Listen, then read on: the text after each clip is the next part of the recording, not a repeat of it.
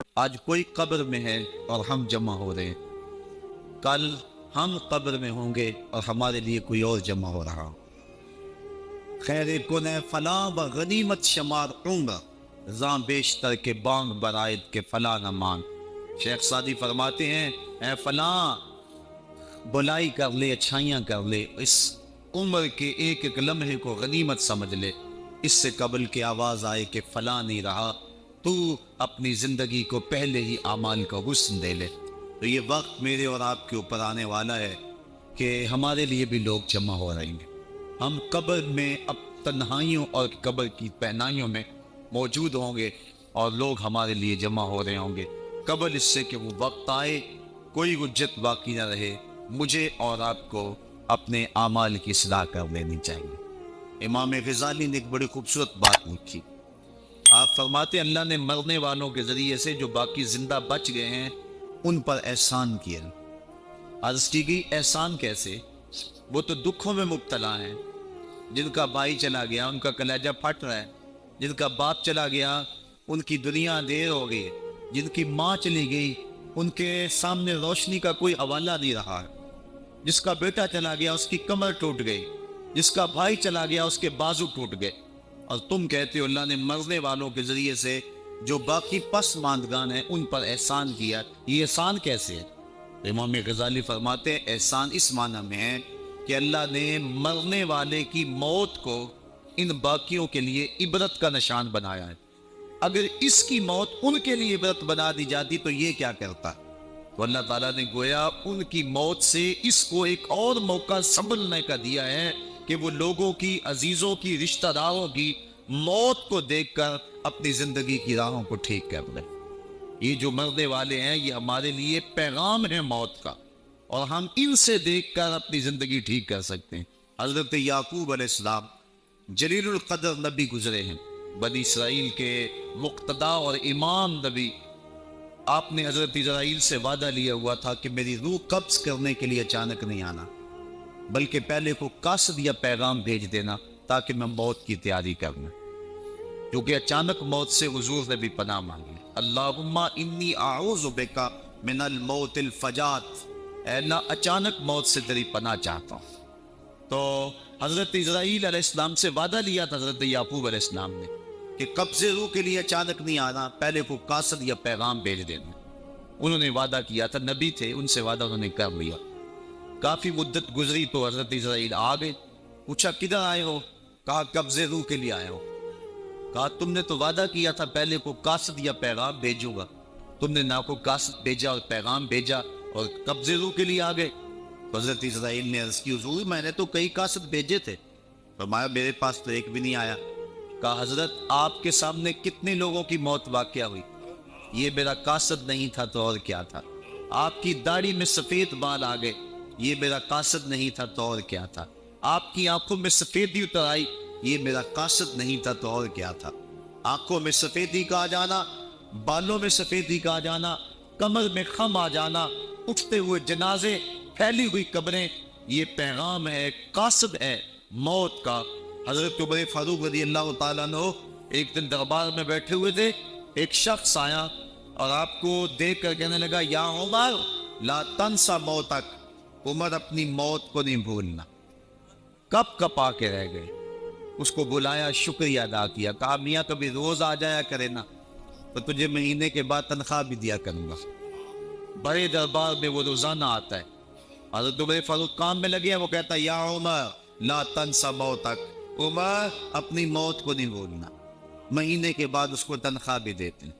ایک دن وہ آیا، آپ نے اس کے ہاتھ میں اس کا مشارہ دیا، کہا آج کے بعد نہیں آنا۔ حضرت مجھ سے کوئی گستاخی ہوگی؟ فرمایا نہیں۔ تذکیر موت کی ضرورت نہیں رہی؟ فرمایا نہیں۔ کوئی اور بندہ رکھ لیا؟ فرمایا نہیں۔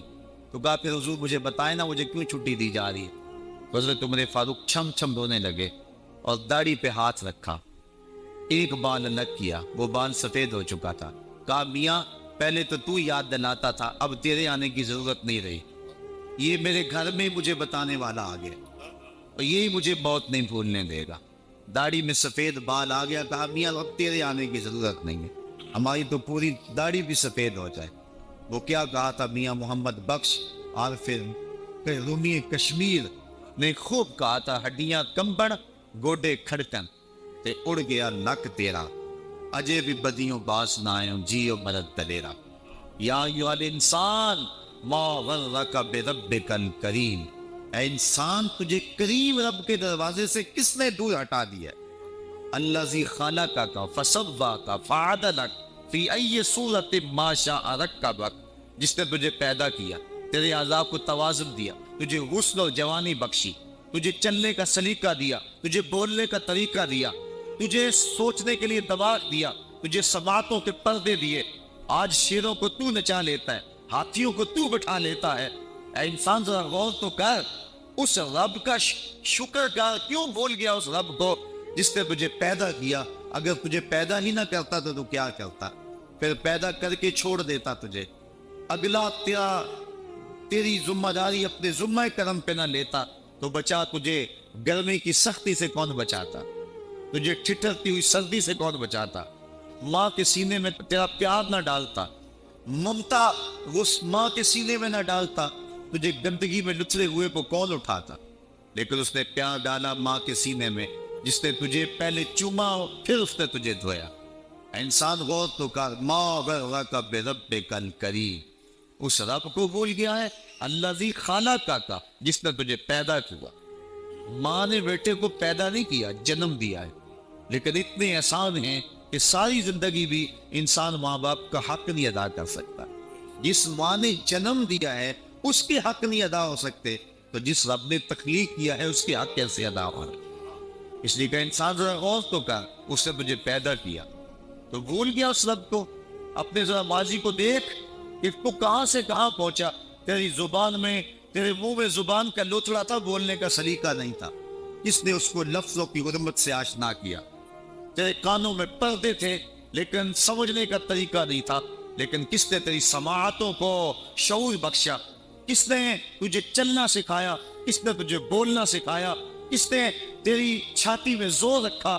آج تو کڑیل جوان ہے، آج دولت کے انبار تیرے پاس ہیں، آج تو چودھری ہے، آج تو خان صاحب ہے، آج تو بہت بڑا عالم ہے، آج تو مفتی ہے، آج تو پیر ہے، آج تو منسٹر ہے، آج تو ناظم ہے، آج دنیا تیری بات گزار ہے، آج تیرے دماغ میں وہ قوت رکھ دی گئی کہ دنیا کو تو انگلیوں پہ نچا رہا ہے۔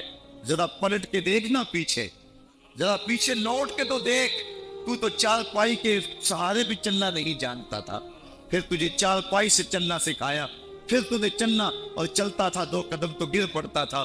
ذرا ماضی کی طرف پلٹ کے دیکھ، اور تو بھول گیا رب کو جس نے تجھے اتنا کچھ دیا۔ چل ماضی کی طرف پلٹ کے نہیں دیکھنا، مستقبل کی طرف بھی جھانک کے دیکھ لے۔ ایک وقت پھر دوبارہ تیرے اوپر ایسا آئے گا، پھر تیری بولتی بند ہو جائے گی، پھر تیرا چلنا بند ہو جائے گا، چار پائی سے لگ گیا، بورے میں تکلیف ہو گئی، طوفانی زدہ ہو گیا۔ سارے گھر والے 4 دن تو بڑی خدمت میں لگے رہے، لیکن انہیں اپنے کام بھی تو کرنے تھے، پھر آہستہ آہستہ تجھے اگنور کرنا شروع کر دیا۔ تو بھی اس بات کو سمجھنے لگا، پھر وہ وقت بھی آیا کہ تیری چار پائی کو اندر سے اٹھا کے برآمدے میں رکھ دیا کہ بابا کھانستا ہے، بچے ڈسٹرب ہوتے ہیں، جراثیم پھیلتے ہیں، اب نوکر تجھے روٹی دینے لگا۔ شام کو بیٹا آتا ہے، 2 لمحے کھڑا ہوتا ہے، پھر اپنے بیڈ روم میں چلا جاتا ہے، تو اس کی صرف کو ترستا رہتا ہے۔ آج تیری زندگی اجیرن بن گئی، پھر تیرے اوپر ایسے عملے بیماریوں کے ہوئے، ایسی تکلیفیں ہوئی، بول و براز بھی اوپر، لوگ ناک پہ کپڑا رکھ کے تجھے اٹھاتے ہیں۔ اس وقت تو اپنی زندگی سے تنگ آ گیا، تو کہتا ہے ڈاکٹر کو لگا زہر کا ٹیکہ، مجھے موت آ جائے۔ بتا ہم تجھے موت بھی نہ دیتے تو کیا کرتا ہے؟ ہم نے تجھے زندگی دی تھی، یہ ہمارا احسان، اور اب تمہیں موت اگر دیں گے تو یہ بھی ہمارا احسان ہے۔ اگر تو تڑپتا تھا، تیری زندگی جو ہے وہ اجیرن بن چکی تھی، سارے تجھ سے تنگ آ گئے تھے، تیرے بیٹے بھی کہتے دعا کرو اللہ بابے کو پردہ دے دے، سارے تیرے پردہ مانگ رہے تھے، اب بتا کہ ہم تجھے پردہ بھی نہ دیتے تو کیا کرتا؟ ثم اماتہ فاقبرہ، شکر کر ہم نے تجھے موت عطا کر دی، فاقبرہ، اور پھر اس کے بعد تجھے قبر دی۔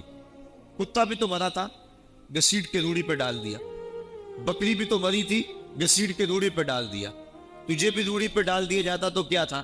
لیکن کہا نا یہ میرا شاہکار ہے، پہلے سے غسل دو، بیری کے پتے بھی ڈال لینا، صفائی خوب ہو جائے، اس کو چٹے لباس کا کفن دو، اس کے سند سند پہ خوشبو بنو، اس کو سلگاؤ، خوشبوئیں سلگاؤ، اس کو خوبصورت چارپائی پہ ڈالو، اس کے اعضائے سجدہ پہ مشت ملو، اور اس کی جو ہے وہ چارپائی کے دائیں بائیں پھول رکھو، اور اب سارا زمانہ تیرا منہ دیکھنے آ رہا ہے، ذرا سوچ تیرا منہ دکھانے کے قابل ہے؟ اور پھر کہا اب اس کو اٹھاؤ قبرستان میں لے چلو، زمانہ آ گیا، تو آج دلہا بنا ہوا ہے اور زمانہ تیری برات بنی ہوئی ہے، اور کہا کہ ایک آدمی نہ اٹھائیں، اس کا پروٹوکول ہے، اس کو 4 آدمی اٹھائیں، کندھا بھی بدلتے رہیں، کہا زیادہ تیز بھی نہ چلنا، میرے شاہکار کو کہیں جھٹکا نہ لگے، اور پھر تیرا پروٹوکول امام کعبہ بھی ہو تو وہ پیچھے ہے، تیری لاش آگے، تو نے ہمارے ساتھ کیا کیا، ہم نے تیرے ساتھ کیا سلوک کیا، یا ایھا الانسان ما غرک بربک الکریم، ہم نے کہا اس کے لیے چھوٹا سا گھر بنا دو، اور اس کے اندر پردے میں اس کو رکھ کے اوپر سے مٹی ڈال دو، اوپر پھول ڈال لو، اور پھر اتنی دیر تک کھڑے رہو جتنی دیر تک اونٹ کو ذبح کرتے ہیں، اس کی کھال ادھیڑتے ہیں، اس کا گوشت بناتے ہیں، پھر اس کو تقسیم کرتے ہیں، اور پھر آؤ تو دعائیں شروع کر دو، کبھی کل کی محفل سجا دو، کبھی 10ویں کی، کبھی چہلم کی۔ اے انسان، تیرے ساتھ جو کچھ ہوا لوگوں کی نظروں کے سامنے تجھے رسوا تو نہیں کیا میں نے؟ یا ایھا الانسان ما غرک بربک الکریم، ذرا پیچھے پلٹ کے دیکھ لے، نہیں تو آگے جھانک کے دیکھ لے، تجھے کبھی تو شرم آئے گی، تو کہاں بھٹک گیا، کہاں بہ گیا، آ جا اس کریم رب کی طرف جو 70 ماؤں سے زیادہ پیار کرتا ہے۔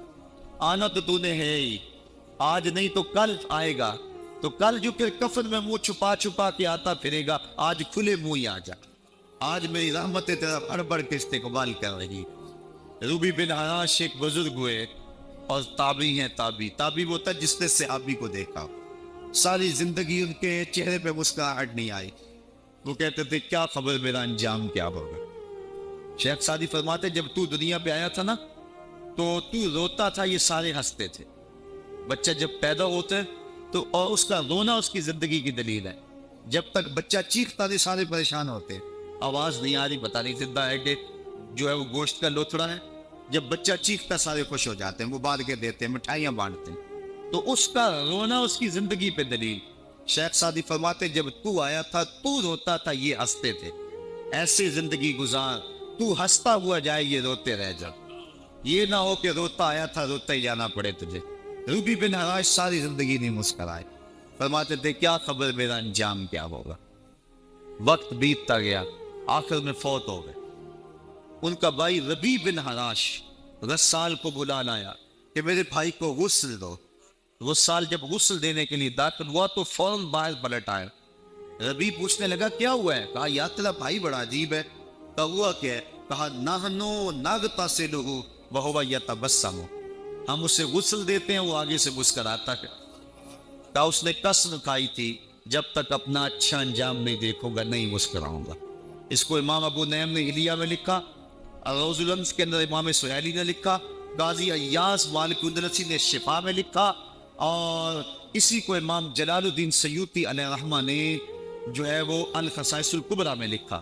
کہا یا تیرا بھائی بڑا عجیب ہے، ہم اسے غسل دیتے ہیں وہ آگے سے مسکراتا ہے، تو اس نے قسم کھائی تھی جب تک اچھا انجام نہیں دیکھوں گا نہیں مسکراؤں گا۔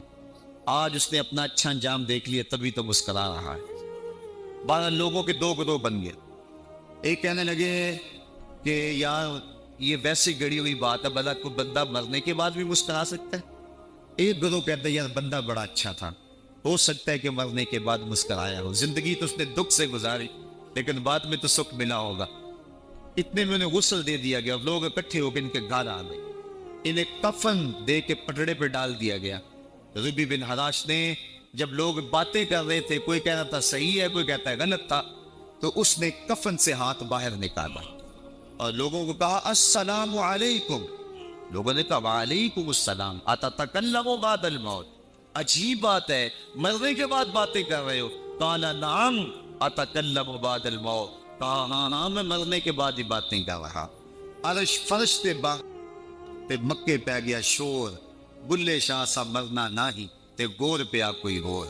فَلَنُحْيِيَنَّهُ حَيَاتًا طَيِّبَةً، ان کو حیات طیبہ بخش دی جاتی ہے جو اللہ کے نام پہ اپنی زندگی گزار دیتے ہیں۔ میرا رب کہتا ہے کہ میں ان کو مرنے نہیں دیتا، ان کو ستھری اور پاکیزہ زندگی دیتا ہوں اور اقبال کہتا ہے فطرت ہستی شہید آرزو رہتی نہ ہو، خوب تر پیکر کی اس کو جستجو رہتی نہ ہو، موت کو سمجھا ہے غافل اختتام زندگی، یہ ہے شام زندگی صبح دوام زندگی۔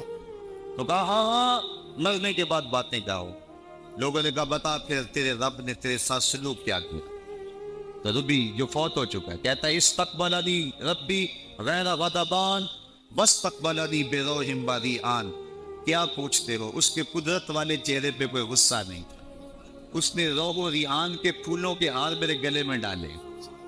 لوگوں نے باتیں پوچھنا شروع کر دی، موقع مل گیا ایک مردہ بول پڑا، کوئی ادھر کی پوچھ رہا ہے کوئی ادھر کی پوچھ رہا ہے۔ امام ابو نعیم لکھتے ہیں کہ جب لوگوں نے سلسلہ کلام طویل کر دیا تو ربی بن حراش نے کہا اجلوا بی ولا تؤخروا بی لان ابا القاسم ينتظر علی الصلاۃ، دیر نہ کرو مجھے جلدی جلدی قبرستان میں لے جاؤ، تم مجھے باتوں میں لگا رہے ہو، امام الانبیاء میرے جنازے کا انتظار کر رہا۔ لوگوں نے جنازہ پڑھا اور اپنے گھروں میں آنے کی بجائے سیدھا ام المومنین حضرت عائشہ صدیقہ رضی اللہ تعالی عنہا کی چوکھٹ پہ چلے گئے اور جا کے سارا ماجرا کہا۔ وہ ابھی باقاعدہ حیات تھی کہ ایک آدمی نے مرنے کے بعد یوں باتیں کی ہیں، آپ اپنی رائے بتائیں کہ یہ کیا ہو سکتا ہے؟ تو ام المومنین رضی اللہ تعالی عنہا نے فرمایا تم کیوں پریشان ہو گئے ہو؟ میرے سرتاج آقا فرما گئے ہیں کانا رجل من امتی یتکلم بعد الموت، میری امت میں ایسے مرد بھی ہوں گے جو مرنے کے بعد باتیں کیا کریں۔ تو وہ لوگ جنہوں نے اپنی زندگی اللہ کے نام لگا دی اور اس کے ذکر کے نام لگا دی، وہ مرنے کے بعد بھی ابدی اور سرمدی زندگی پاتے ہیں۔ اور جو لوگ اللہ سے بے بہرہ ہیں، اس کی خشیت سے جن کا سینہ خالی ہے اور دین کا چراغا جن کے سینے میں نہیں ہے، وہ چلتے پھرتے بھی مردہ ہیں۔ ان کے سینے میں دھڑکتا ہوا دل تو ہے لیکن تمانیت کا نور اس میں نہیں رکھتے ہیں۔ وہ دھرتی کے اوپر چلتے تو ہیں لیکن دھرتی کا بوجھ ہیں، لیکن یہ لوگ وہ دھرتی کی چھاتی میں ہیں لیکن دھرتی کا وقار ہے۔ ان کی قبروں سے بھی زندگی پھوٹ رہی ہے اور ضیائیں پھوٹ رہی ہیں۔ میں جب بھی کبھی لاہور گیا ہوں تو ایک منظر مجھے اپنی طرف کھینچتا ہے، جب میں دریائے راوی کے اس پار ہوتا ہوں تو میں ایک قبر دیکھتا ہوں جس پہ حسرتیں برس رہی ہیں۔ وہ بر صغیر کا مطلق العنان حکمران جس کی اشارۂ ابرو سے ہندوستان کی تقدیر بدلتی تھی، آج چند تاش کھیلنے والی ٹولیاں اس کی قبر پہ بیٹھی ہیں۔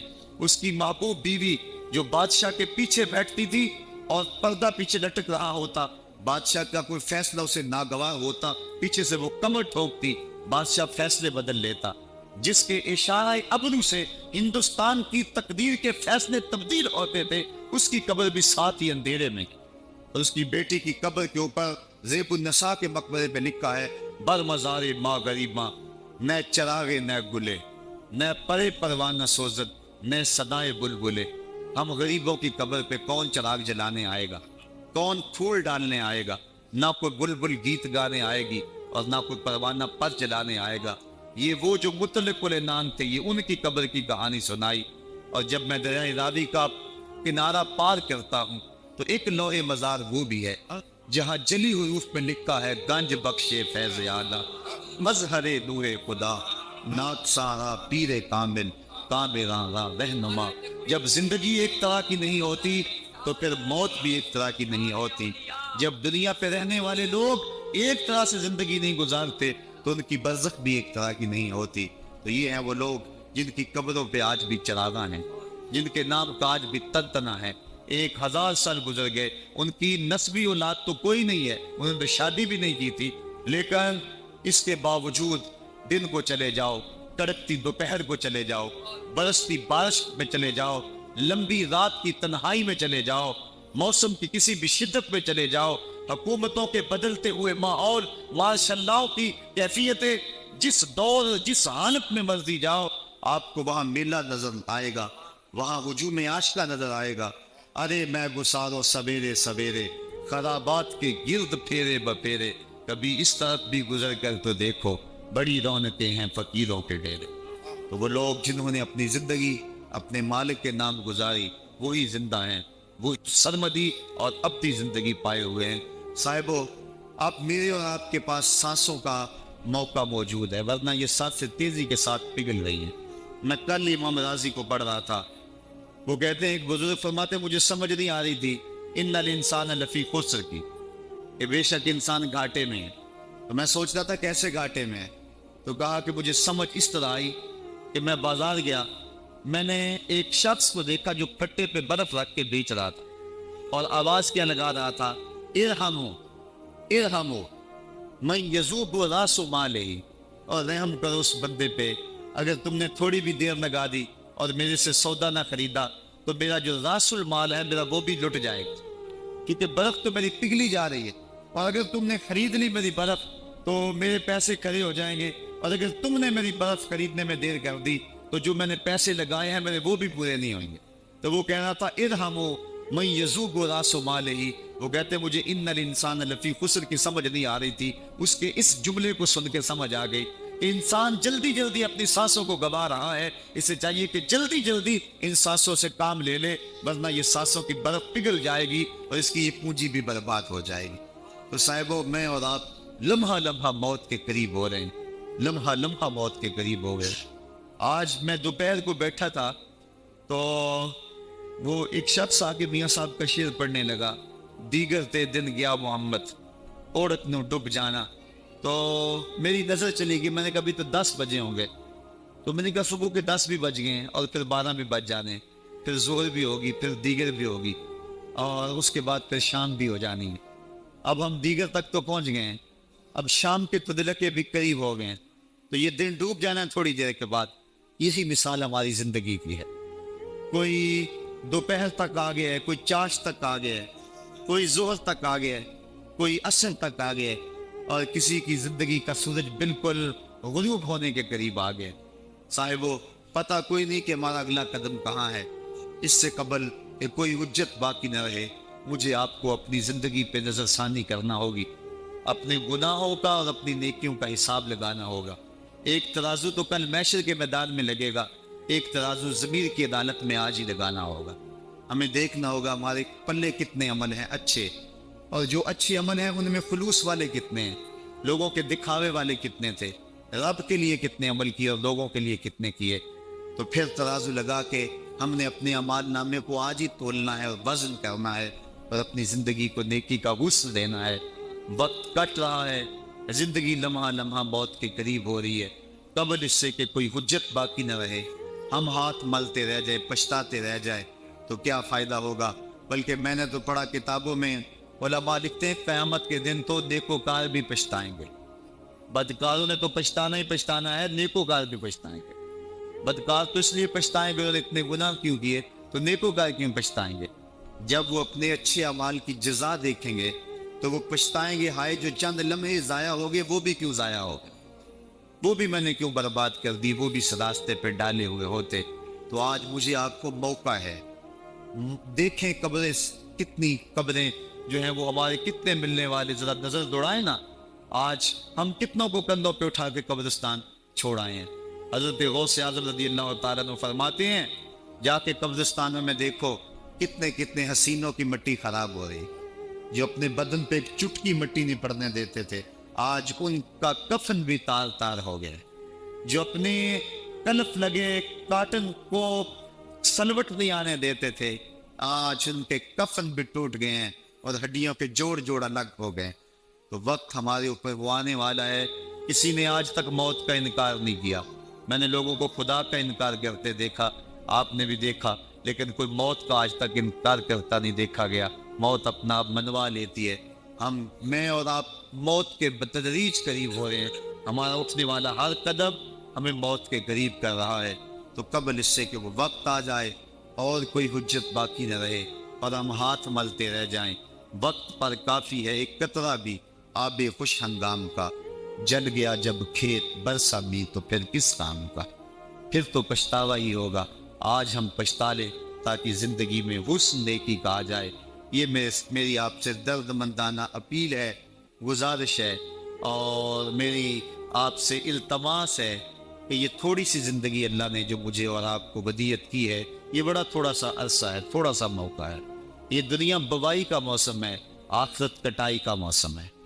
جو بوائی کے موسم کو برباد کر بیٹھا ہے، کٹائی کے موسم میں اس کے ہاتھ کچھ نہیں لگتا۔ تو آج تف میں عمل ڈال لیں، آج ایک بیج ڈالیں گے کل 70 کاٹ لیں گے، لیکن اگر آج کچھ نہ کیا، اپنی سانسیں برف کی طرح پگھلا دی، تو یہ اس شخص کی طرح ہے جو پھٹے پہ رکھ کے برف کہہ رہا ہے کہ میرے اوپر رحم کرو، اگر تم نے میرے سے برف نہ خریدی تو میرا راس المال بھی لٹ جائے گا۔ ہمارا راس المال سانسوں کی صورت میں لٹ رہا ہے۔